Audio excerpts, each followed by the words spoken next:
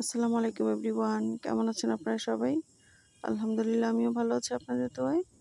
আজকে আমি আপনাদেরকে খুবই মজার ভাইরাল একটা ব্রেড বানিয়ে দেখাবো, যেটা টেস্টি ট্রিটের খুবই viral wow wow bread recipe. খেতে অসাধারণ, আর আমি আমার মতো করে একটু স্পেশাল করে বানিয়েছি। চলুন তাহলে দেখে নিই পুরো ভিডিওটি। এই জন্য সবার প্রথমে আমি একটা কাপের মধ্যে 1 কাপ কুসুম গরম দুধ নিয়ে নিয়েছি। এর মধ্যে দিয়ে দিচ্ছি 1 চামচ ইস্ট। এখন আমি ইস্টটাকে ভালো করে গুলিয়ে রেখেছি। এরপর একটা বোল নিয়ে নিয়েছি, এর মধ্যে দিয়ে দিচ্ছি একটা ডিম। আমি ডিমটাকে একটু ফেটিয়ে নেব 2 চামচ চিনি দিয়ে, একদম ভালো করে যেন চিনিটা মিশে যায়। চিনি আর ডিমটা খুব ভালো করে মিশিয়ে নিব। এরপর আমি দিয়ে দিব 1/2 চা চামচ লবণ। এরপর আমি 2 কাপ ময়দা দিয়ে দিচ্ছি।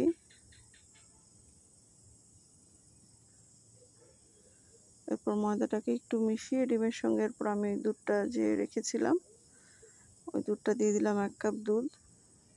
এখন আমি একটু চামচ দিয়ে মিশিয়ে নিব।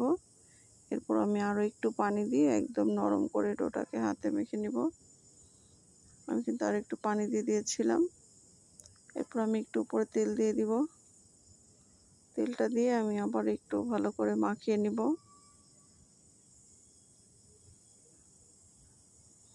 মাখিয়ে আমি রেস্টে রেখে দিব যতক্ষণ আমার ভিতরের পুরটা বানাতে যতটুকু সময় লাগে আমি অতটুকু সময় রেস্টে রাখবো। এখন আমি একটা ঢাকনা দিয়ে ঢেকে রেখে দিব। এরপর আমি এখানে 1 পিস বুকের মাংস নিয়ে নিয়েছি। বুকের মাংসটাকে ব্লেন্ড করে নিব। আমি এখানে কিছু পেঁয়াজ দিয়ে দিচ্ছি। এরপর দিয়ে দিচ্ছি রসুন কুচি। এরপর দিয়ে দিব 4টা কাঁচামরিচ। এরপর একটু গোলমরিচের গুঁড়া দিয়ে দিচ্ছি। এরপর আমি দিয়ে দিব সয়া সস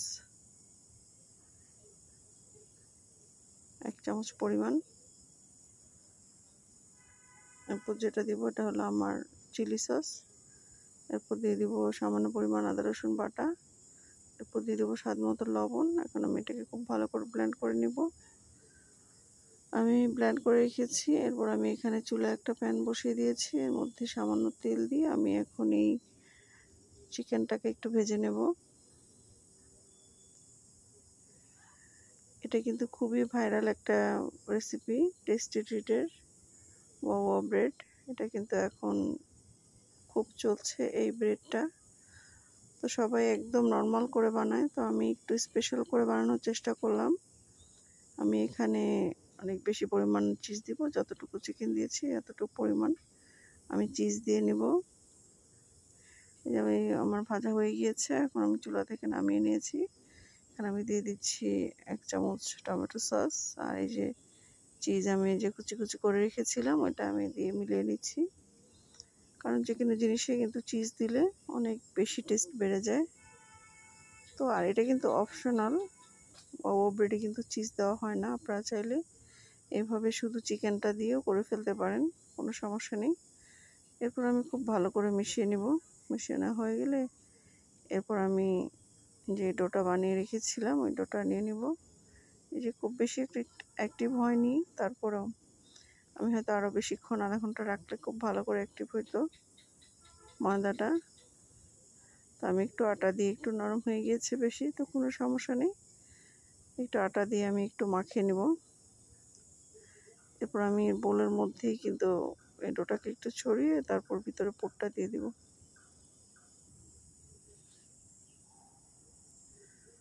আমার কিন্তু চিজ দেওয়াতে অনেকগুলো পুর হয়েছে, আর বেশি করে যদি ভিতরে পুর দেওয়া যায় তাহলে কিন্তু এই ব্রেডটা আরও বেশি ভালো লাগবে খেতে। এখন আমি সুন্দর করে একদম একটা বন বানিয়ে নিব। একদম পুরটাকে ভিতরে দিয়ে ঢেকে দেব। এই রেসিপিটা বানানো কিন্তু একদম সহজ, আর খেতে কিন্তু ভীষণ মজা। বানাতে কিন্তু অনেক অল্প সময় লাগে, অল্প উপকরণে কিন্তু এই নাস্তাটা হয়ে যায়। তো আমি যখন প্রথমবার টেস্টি ট্রিটের মধ্যে এটা ওয়াও ব্রেডটা দেখেছি তো ওরা কিন্তু একদম সিম্পলভাবে একটু চিকেন দিয়ে বানিয়েছে।